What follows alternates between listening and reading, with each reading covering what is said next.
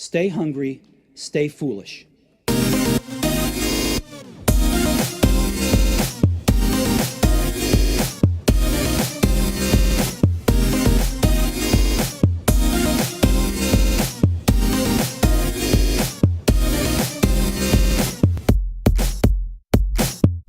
So now on the Innovation Show, we welcome Quincy Larson, founder of Free Code Camp. Welcome to the show, Quincy. Thanks for having me, Aiden. It's really good to meet you, man. I found out about you through some awesome blog posts on Medium, and it's only part of the pie, which is Free Code Camp. So before, we're going to focus on privacy and VPNs and why we need VPNs in this world and why we need to protect our privacy more and more. That's going to be the focus of the show. But before we go there, let's talk about Free Code Camp, which you founded. Sure. So we started Free Code Camp about 2 years ago, and it's a free online open source school where you can come and learn programming and learn web development, and you can do it all interactively right in your browser. We have about 1,200 hours worth of interactive coding tutorials where you're actually coding right in the browser. And then we also do work for nonprofits. We ourselves are a nonprofit, and we build open source projects for other nonprofits, food bank management apps, Little League management apps for conferences. So we build these tools for nonprofits to be able to use, and we have about 1 million students. I love that, man. So it's kind of like a Wikipedia model almost. It's harnessing the power of the crowd, but they're actually learning from their process of helping. Absolutely, and Wikipedia is a huge influence on how we've structured Free Code Camp and a lot of our long-term goals. Yeah, man. So what's your background then? So what inspired you to get into this? I worked as a teacher and as a school director for about a decade, and toward the end of my time doing that, I started to realize how much of what I was doing could partially be automated. I was spending so much time in front of a computer just entering data. I had a big staff of like 25 administrators and teachers that I managed, and they were spending a lot of time just inputting stuff into computers. And I just kind of started tinkering with programming, and I figured out a few ways to really automate some of these more tedious things that were really routine that teachers were doing constantly. And that freed the teachers up to spend more time interacting with the students, which is really what it's all about. It's not about going and doing grade reports and immigration paperwork and stuff like that. It's about the students. So once I got a taste of how much automation could do, I just started programming as much as I could, and basically locked myself in a room with a bunch of books and a bunch of online courses, and just spent like really a year or two programming and getting good at it. And then during that process, I realized how hard it was to program and how hard it was to learn to program. And that's when I decided that I wanted to make a tool so other people could do that and other people could access this power that is programming ability. Nice, man. So you became your own best customer and solved your own problem. This is exactly the tool that I wish had existed when I was learning to program. Oh, that's beautiful, man. That's so common on this show when we talk to entrepreneurs and founders, that they could not find what they needed and therefore went out and created that and created a beautiful product as a result. Let's move on to privacy, because this is how I found you. I saw a great post you wrote on Medium, which is, as I mentioned, only part of the pie, which is Free Code Camp. But it led me down a rabbit hole into a lot more of your blog posts. And the post was on why we all need a VPN, particularly because of some recent congressional law that's been passed. So let's go into that, man, because I suppose that's the catalyst. But we always did need a VPN anyway, because as one of the great quotes you mentioned in one of your blog posts, putting our privacy in the hands of the government is like asking a peeping Tom to install the blinds on our houses. I thought that absolutely nailed it, man. So can we talk about that and the law that was passed? Yeah, so in the US, we have historically had these very powerful monopolies. They're certainly local monopolies. They're called like internet service providers, and they provide, here in the US, we use a cable modem. So we plug into fixed line broadband, and then we use satellites and cell towers to be able to access the internet on our phones. And all those internet providers, really, it's just a handful of powerful monopolies. Three major corporations: Comcast, which controls 56% of all high-speed internet in the United States, and then AT&T and Verizon, which used to be the same company, but they got split up into two companies. But together they control 2/3 of the wireless internet in the United States, and they're extremely profitable corporations. They make tens of billions of dollars a year in after-tax profits, and they have the most powerful lobby probably in Congress. They have supported pretty much every candidate. They've given them money. They've paid to help them campaign, and they've paid to run ads for these politicians. So what we really have is a situation where a very small number of companies have captured a very broad cross-section of our legislatures. It's a phenomenon economists would call regulatory capture. And as a result, the telecom lobby, the internet service providers, are able to force through a whole lot of laws that are really bad for the everyday citizen. And this most recent instance, basically, there's something called the Congressional Review Act. It's a special procedure that was only created in the 90s, and it had only been used successfully once. But now that we have a new president, and now that we have a Congress that's dominated by Republicans, the Republicans have all received a whole lot of money from these ISPs, so they're fulfilling the ISP's agenda. And one of the things that the ISPs wanted to do was the FCC, the government body that regulates internet service providers, had created this law that basically would have come into effect within the next few months, and it would have prevented internet service providers from being able to sell their customers' data. Now, keep in mind, their customers are every single American, because we don't have a choice. Like, all of us are basically, if we want to get on the internet, we have to use one of these handful of monopolies to be able to do so. In a vast majority of America, there's only one option for high-speed internet. Yeah, you were saying in some of the posts that the corporations want to lock down the internet and give us access to only a few walled gardens. So basically, they control the gateway to it. And you mentioned as well, like, so this is history repeating itself. It's happened with the telegram, the telephone, cinema, radio, television, and they've all followed the same story, which is inventors discover the technology, hobbyists pioneer the applications for the technology, corporations take notice all of a sudden, they commercialize it, refine it, scale it, and once the corporations are powerful enough, they trick government into helping them lock the technology down, and they create these monopolies, which we're seeing today.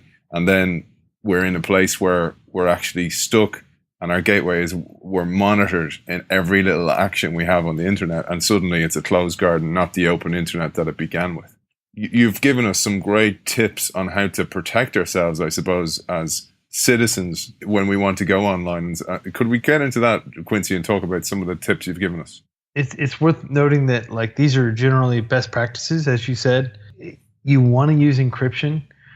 So encryption is basically just taking any sort of transmission and scrambling it so that anybody who's in between the person who's sending the message and the person who's receiving the message, if they were to like intercept that message, it would just be scrambled noise. They wouldn't be able to figure out what the contents were. So with encryption, you're basically just scrambling something, and then you have a key that you can use to open it, or the party that's receiving the message has a key that they can use to unscramble the message. So one of the most common tools that we use on the web for encryption is HTTPS. So whenever you go to a website, for example, for the longest time, everything would just be http://www.google.com or whatever. But recently, more and more websites have adopted HTTPS, and that means that the transmissions will be secured with the TLS protocol, which is a form of encryption that's very secure and, to our knowledge, hasn't been cracked. So by making sure that you use websites that use HTTPS and not inputting any sensitive data into a form for a website that doesn't have HTTPS, you can really secure yourself. That goes a long way. And there's an extension for both Chrome, Firefox, and for Opera that allows you to. It makes sure that you're only using websites that have HTTPS, and it will warn you if you try to visit a website that doesn't have HTTPS implemented. It's called HTTPS Everywhere, and that was built by the Electronic Frontier Foundation, which is a privacy advocacy group here in the United States. And then you can also encrypt your computer. This isn't related to the internet service providers, but it is something that I recommend everybody do. Both Windows and Mac OS have a built-in full disk encryption system. Oh. That comes free with the operating system. I think it's called BitLocker on Windows, and it's called File Vault on Mac OS. Just go and turn that on, and of course, use a good secure password. Don't forget the password, because if you do, you literally can't. You're never going to see the data again if you forget that password. But you should absolutely use that. I have a Mac in front of me here. Is it File Vault an app in the App Store? The Mac App Store, or is it? It's already installed. Oh, right. So if you just open up your Spotlight or whatever and type File Vault, you should pull it up, and you should definitely turn it on. It's the low-hanging fruit in terms of protecting yourself. That way, the second you close your computer, and your computer should be password protected. I think that's a requirement for File Vault. But the second you close your computer, like, it doesn't matter who gets a hold of it, they won't be able to access any of your files. As long as you close your computer and it's locked. And even if they were to take the hard drive out, there's nothing they could do to it, really. It would take, trillions of years, quadrillions of years to be able to crack it with conventional existing technology. So basically, for all intents and purposes, it's currently unhackable. Okay, man. So I'm just gonna retrace the steps now. So first thing to do is maybe download like Opera as a browser, because that has a VPN. I'm pretty savvy, but there's stuff in there that I just did not know. Like even 5-volt. When you see these things, you don't know what they are. Like so you get offered them sometimes, and you kind of go, well, they're just trying to sell me advertising, or that's going to be supported, or they're just trying to sell me this piece of software. You don't know what they actually do as a user. So it's really helpful what you're telling us here. Yeah, so if you want to browse the web securely, so this Congressional Review Act, basically the Republican House and the Republican Senate, and it was just the Republicans, by the way. It's worth noting, like pretty much every single Democrat in both the Senate and the House voted against this law. But basically, the government repealed the protections, so now internet service providers can freely sell all of your web data to anyone, and that includes your web browsing data, that includes any data they've intercepted. In theory, they were just going to sell it to advertisers so that advertisers can target you more effectively, but there's no reason to think that they'll stop with just selling it to advertisers, because I'm sure a lot of governments and a lot of other corporations would love to buy that, and even perhaps private citizens would like to buy their neighbors' internet browsing history. I mean, who knows what kind of crazy, creepy things can go on. There's nothing to protect American citizens from that sort of stuff anymore.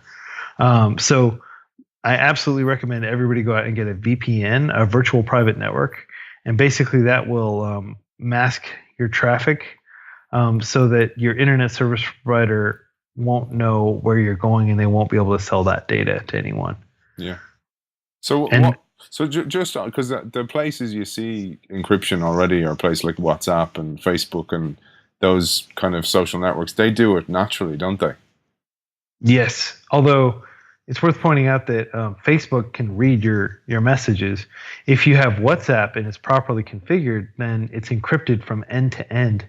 meaning that only the user who sends the message and the user who receives the message, those are the only two people on Earth who can actually read that message. And there's an excellent app also called Signal, which has end-to-end encryption. It uses the same technology that WhatsApp uses, and that's an excellent instant messenger. And you can even make encrypted phone calls with that. It's free. It's just called Signal. You can get it in the Android and Apple app stores. With my wife, if we were sharing the credit card number, for example, one of us had forgotten the credit card, whatever, we would use WhatsApp because we understood this, what you're saying, that the encryption is on. So it's much safer than sending a text message that you wouldn't send it via text because that could be hacked because that's not encrypted. Am I right in saying that? Yes, that's correct. And when you use WhatsApp, just make sure that you've got the double check mark thing. Yeah. Because it's possible to use WhatsApp without these messages being encrypted. Like it'll let you continue to use WhatsApp even if the encryption isn't properly in place. So just double check when you use WhatsApp. Signal doesn't allow you to use it. It prevents you from using it if it isn't encrypted. So that's one nice advantage of Signal, is that it's kind of idiot proof, so to speak. Yeah. If you happen to forget, or if you change your phone or do something like that and you don't send the new keys over to the other party, it'll make sure that you do before you start messaging. Gotcha. And so I've actually, I'm doing this as I'm as we're talking, man. I've installed HTTPS everywhere. So I've done that. Opera is set up, right? Then I'll get Signal. That's the next thing. Use WhatsApp for more sensitive text or private text that are encrypted. Make sure both sides are encrypted. But there's more then. So the VPN. So VPN is built into Opera, which I thought was really helpful because I went looking for a VPN before, and there's such a choice there. And the choice, you don't know what you're getting, man. You know, you're going and you're looking and you're kind of going, one's $40 a year, the other one's $80, and you kind of go, you're totally lost as a punter like me who doesn't know much about this. Yeah, well, in my article, I linked to this website that has a good spreadsheet where you can compare all the different VPN features. At the end of the day, unfortunately, you just have to trust the VPN company. You have to trust that they're not selling your data or doing anything malicious with it, because there's no way to know. So it's a question of whether you trust the VPN company, which is paid to be trustworthy. Basically, the only reason you're using it is because of the understood that they're not going to do anything malicious with your data and that they're going to protect your privacy. Or you can just trust the internet service providers who publicly stated that they want to be able to sell this data, and they spent tens, maybe hundreds of millions of dollars lobbying to be able to repeal these laws so they can sell this data. It's kind of an unfortunate situation because VPNs, which you mentioned Opera, and I talk about it in my article, but if you install Opera, you can turn on, Opera has a great built-in ad blocker. Ads actually are a big security risk, and ads can spy on you. So if you block the ads, they can't spy on you. Opera has a built-in ad blocker, and it has the built-in free VPN where you can, if you want to surf from Singapore or Australia or wherever, you can just configure it to do that. Yeah. So on that, Quincy, do you like I just with the VPN just turn it on, but I just put on optimal location. Is that the best thing to do? Because sometimes you go with a location and it's much slower. So again, for somebody not knowing what they're doing here, what do you recommend? Yeah. Just leave it on auto, but one actual, this isn't really a security benefit, but this is just a cool thing about using a VPN, is in some countries, like certain content will be blocked. Maybe it'll be blocked because the government wants to block it. Maybe it'll be blocked because like the corporation doesn't have a license to show let's say like some music will be blocked outside of a certain country because the license that they purchased for that music only covers a specific territory. So sometimes you can change your location through the VPN, and then suddenly those things will become available to you. Gotcha. So you can pretend you're in the US if you need to, for example, or you can pretend you're in Asia if you need to. Yeah. So for like stuff like Netflix, people would often do that. I'm not saying that obviously on the radio, but that is what people do. So I'm just having a look, right? So stuff like autofill and auto password fill. What's your take on those kind of things? Or is it okay to leave those on? So So what if form autofill? Excuse me. Yeah, so I strongly recommend turning off your browser's form autofill. There has been like this security vulnerability that's existed for like years, and basically, people can like the website can use this code to like pull all the data out of your autocomplete if your autocomplete is on. So even if you're not inputting your address or whatever, they can get your address. So even though it's a little bit more typing, I recommend not using your browser's autocomplete, uh, especially Chrome. I don't know about the other browsers; they may have fixed this, but I know currently Chrome has not fixed it. So I would turn off your browser's autocomplete and just type things manually. You can get a password manager, which password managers are pretty secure, and that reduces the likelihood of you. The main danger with passwords, if I want to get into that, is basically that you'll use the same password on multiple websites. So, for example, Mark Zuckerberg, the CEO of Facebook, used the same password for Yahoo that he used for LinkedIn and for Twitter. And it was just like DADADA. That was his password. I guess it's easy to type or something. Yeah. But so when Yahoo got breached, they were able to like go through and find his email address, and then they were able to find the password he'd previously used, and they just went and tried that password and email combination on all these different websites, and that's how they got into his Twitter account and stuff. Using the same password on multiple websites is dangerous because there's the CEO of Cisco, the router company, famously said there are only two types of companies: those who have been hacked and those who don't yet know they've been hacked. Yeah, it's true, man. And I was telling you before, I saw Ghost in the Shell, and man, I tell you, it's a great movie to understand what's possible. You know where things can go, because like they literally have a police force that can look into buildings, track everything, listen to everything, and you can see. When you can actually visualize it and be immersed in it, you can see how far this can possibly go, and that therefore, like, because people think this isn't happening, but it is, and because it's profitable, and like you really well done framed the reasons why people have done this, and the commercial reasons and the benefits, but also that it's history repeating itself. It's going to happen again. So all we're doing here is actually letting people know some simple things they can do to protect their privacy in the future. Signing in for Chrome, for example. So another way you can sign into browsers so you can have them open across multiple devices, for example. So, but that, while that's a little bit easy for you, so it makes life a little bit easier, it also knits together all your data across multiple devices as well. What's your take on that one? Well, it's hard to. There's always this trade-off, this tension between security and convenience. And it's convenient to be able to just grab my phone and have everything synced to my phone from my laptop, for example. At the same time, and I'm locking my phone, which is encrypted. Like any mobile phone you've bought, like any smartphone you've bought in the last 3 or 4 years should have good encryption turned on by default. You should double check.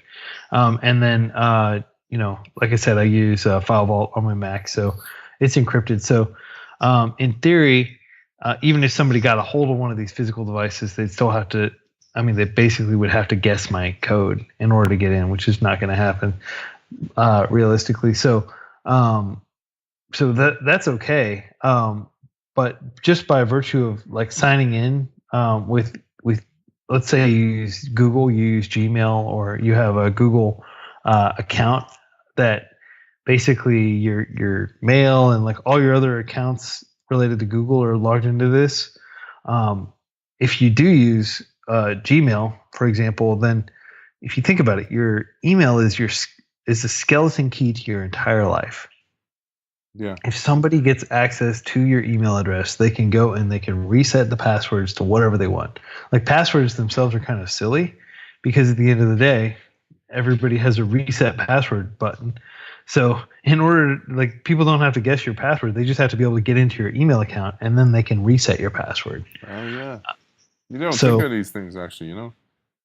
that's what security people do. They sit around and think about how these systems can be defeated and what the weak link is, and they've definitely converged on this notion that, you know, your email password needs to be super robust, needs to be super secure. So if you're signing into, like, casually signing into a whole bunch of devices and they're not properly secured, if any of those devices were compromised, somebody got a hold of it physically, they would be able to go into your email account, and that's when they can start resetting your bank accounts, your investment accounts, your, you know, healthcare related accounts, pretty much anything. Like, name a nightmare scenario, and there's probably a way that they can get into that account with access to your email address. Yeah, and when you think about, like, say even ad fraud, so display advertising fraud versus bank fraud, it's much easier because obviously security in banks, they've been aware of being robbed for years, but people don't often think of the fraud that goes on online, and it's a multi-million or billion even dollar industry now, where, you know, somebody can hire a load of hackers and then make a lot of money off online fraud, and it's only a matter of time that before they come to us, so they come to the actual user because they've exhausted the possibilities of fraud elsewhere. And the other thing I always think about is this other force that's happening in the background, which is there's more and more data online, and we think stuff like Moore's law and IoT, so Internet of Things, and everything's getting more connected. That there's going to be a hell of a lot more data available. So therefore, it's going to shift a lot of more talent, I suppose, if you want to call it that, to the fraud game, and therefore we're going to have to be a hell of a lot more safer with our own security. With the advice you're giving us here, what's your take on that? Oh, well, precisely what you said. And the sad thing is, the incentives to join the dark side and hack people as opposed to helping other people secure themselves, right? Like, basically, we kind of think of it as white hat hackers versus black hat hackers. Black hat hackers want to maliciously attack systems. White hat hackers want to figure out ways to defend them. So if you look at, like, how much Apple will pay you for a bug bounty if you discover some security vulnerability, if you discover a security vulnerability and you submit it to Apple, maybe they'll give you $5,000, maybe they'll give you $10,000. There are websites on the internet where people will pay $1 million to find out how to like get through an iPhone lock screen, for example. Yeah, $1 million, because that, you know, the FBI just paid a ton of money to some Israeli hacking security company that had figured out how to get past the iPhone security screen, so they can unlock like a criminal's iPhone. Wow. And the other thing I'll point out is the NSA in the U.S., the National Security Administration, is spending 90% of its budget on hacking other people and only 10% of its budget on protecting Americans. It's like a hugely, lopsided. Everybody's erring on the side of attacking, and not enough people are working to defend. One of the things I want to urge people is to not try to worry too much about little details. 99% of problems can be solved by just a few basic things. Encrypt your hard drive, use HTTPS, use a password manager, or come up with unique passwords for every website. Don't reuse the same password. If you get those low-hanging fruit, you're going to be quite secure. And unless you're like some sort of MVP that everybody wants to go and hack or something like that, like a VIP, there's a very good chance that most people are just not going to throw the kind of resources at you to actually go past your basic safeguards. Nice. The average citizen can be reasonably secure with just I've got an article that I would recommend if people are more curious about this. It's called How to Encrypt Your Life in Less Than an Hour. And I think that it puts forth a few very basic things that you can do to secure yourself, and that's the name of the game. Is just securing yourself enough. You don't need to embrace an entire new cypherpunk lifestyle to be able to be reasonably secure. There will always be that people who do want to take things to the next level, and they're gonna quit using Google completely, for example, or they're gonna quit using Facebook completely because it makes them more vulnerable or something like that. Yeah. Or people who will only exchange messages with PGP keys or something like that. But I think for the reasonable everyday citizen who doesn't have time to do all those things, by just doing a few low-hanging fruit things, you can be reasonably safe. Nice, man. They're gonna find me right in a nuclear bunker out in my back garden with a tinfoil hat on, and they're gonna go, "What are you doing down here?" I'm gonna go, Quincy told me. Yeah, don't be that guy with the tinfoil hat in the bunker. Just be like a normal everyday person who happens to have reasonable security in place. Nice one, man. Listen, Quincy, it's been a pleasure talking to you, and I urge people to check out your blog. Where can people find you? I'm on Twitter. OSSIA is my handle. Open source software is awesome. If you go to twitter.com/OSSIA, you can follow me there, and that has links to Medium, where I write quite actively. It's been an absolute pleasure talking to you, and thank you for your time and your advice. A lot of our listeners will be wearing tinfoil hats thanks to you in the future. Quincy Larson, thanks for joining us. Thank you so much for having me. So now on the Innovation Show, it's a great honor to welcome Anthony O'Callaghan, Director of Analytics and Artificial Intelligence with Johnson Controls and Vice Chair of IT at Cork. Welcome to the show, Anthony. Hi, Aidan. Good to have you. Let's talk about IT at Cork first before we talk about the event that's coming up in a couple of weeks. Let's focus on that and what the job is of IT at Cork. Sure. So Aidan, IT at Cork is a non-profit technology-focused organisation in the south of Ireland. It's the largest one in existence. This year is actually our 20th year, and I suppose the organisation represents over 200 member companies working in the region. The sole purpose of the organisation is to foster collaboration amongst our member companies, essentially. And we do that through a number of, let's say, events that we will arrange throughout the year, such as our kind of Tech Thursday series, our upcoming annual Tech Summit, and also we have our Leaders Awards as well. So the Tech Thursdays, what would you do on that, for example? So we run a number of events, kind of, I suppose, profiling our member companies. So, for example, let's say 2 weeks ago we held an event in the Teamwork offices in Cork, profiling kind of what their business is about. But we'll also hold summits on specialist topics such as artificial intelligence. We held one a number of weeks ago on the future of work, which will feature a panel of speakers from again our kind of member companies.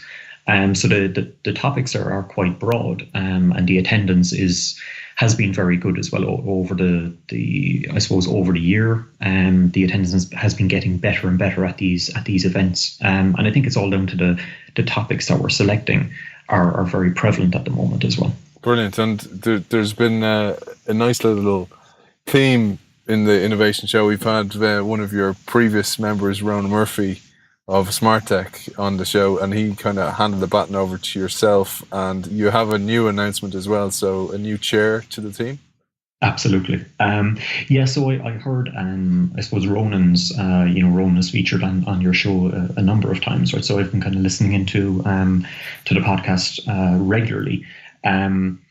So Ronan was our chairman for the last 2 years and did an unbelievable job for the organisation and kind of really building the profile of the organisation. So this week we held our AGM, and at that AGM, Caroline O'Driscoll of KPMG was elected as our new chairwoman. Brilliant. So Caroline's in at the chair and you're vice chair then. And you mentioned, so you do the Thursday talks, you profile the companies, you basically raise the profile of all these local companies around Cork. But then this annual event, which is coming up shortly, and it's right in the sweet spot for you, of course, which is your artificial intelligence love and with your job in Johnson Controls. And there's a lot of a focus on AI at that event. Can we talk about the event and some of the speakers that you have lined up, Anthony? Yeah, so I suppose we're running this event, as I said, annually. And this year we selected, I suppose, some of the hottest themes in tech. So we broke the event up into three sections. It's over a single day. And those sections are artificial intelligence, health tech, and the future of work.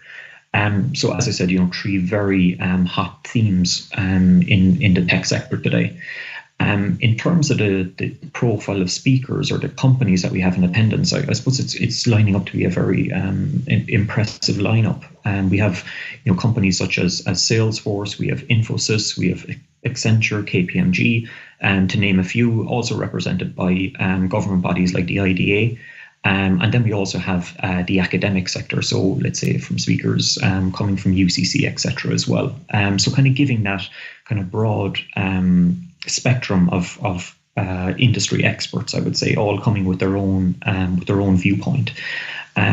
What we're also doing this year is we're introducing some speakers from a customer-facing perspective, right? So I suppose we have a great speaker called Nigel Ackland coming to the event as well, who's pioneering one of the most advanced artificial intelligence bionic, or the world's most advanced artificial arm, this year as well, right? So kind of giving that spin from a customer's perspective as well, right, on the impact that technology has had on his life.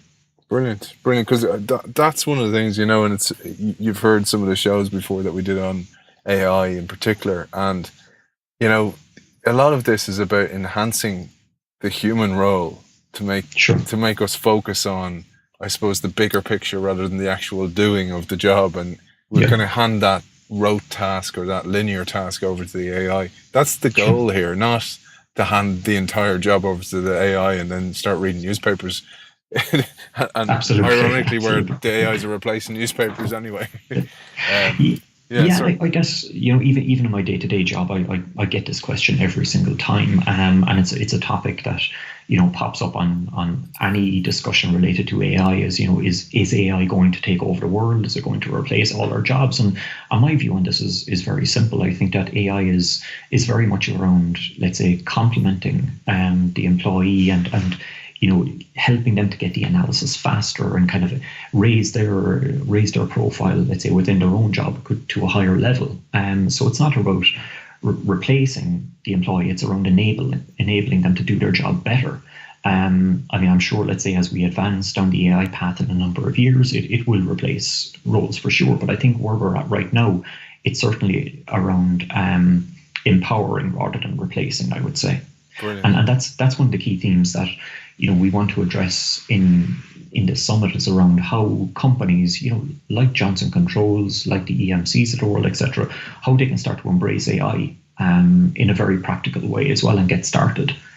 Yeah, because it sees things that we don't see. I remember I saw the movie The Big Short. I don't know if you've seen it. Fantastic book and movie. The thing I thought was really interesting was the main character's focus. And I know he had Asperger's, but Asperger's gives you this gift of extreme focus when you pick what you want to focus upon. And it was his ultra focus to spot not only the gaps, I suppose, in the lending, but then the gaps within the gaps. And Absolutely. That really dawned on me as a kind of an analogy for AI, because that's what AI will do. Machine learning will do that. It will spot those things that, if you will, the human brain won't spot. The normal human brain won't spot. People obviously gifted with Asperger's will see those things if they choose to, but the rest of us won't. And even somebody who's an expert in their job won't see things the same way as machines or AI will see them. Yeah. And I think that's kind of one of the areas, well, let's say that's certainly one of the areas that we're seeing the best use cases for AI. It's definitely speeding up the analysis, right? And one of the easiest or one of the best applications I've seen of AI is in the field of cybersecurity.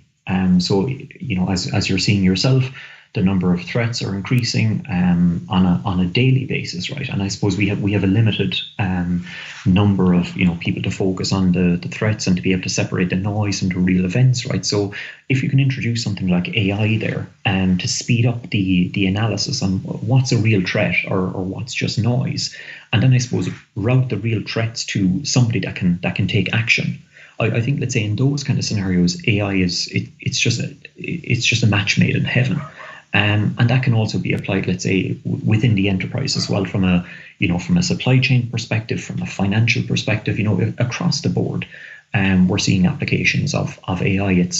For us, it's certainly moved beyond the traditional application of applying AI within enterprise IT. The focus for us right now is kind of pushing AI back into the business and using AI to solve those complex issues that normally would require an army of people, but we can now take that army of people and apply them to focus on much bigger problems.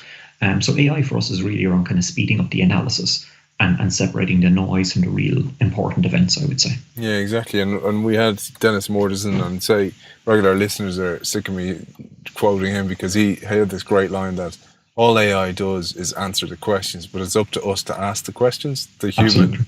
So the human is the master, not the servant in this case.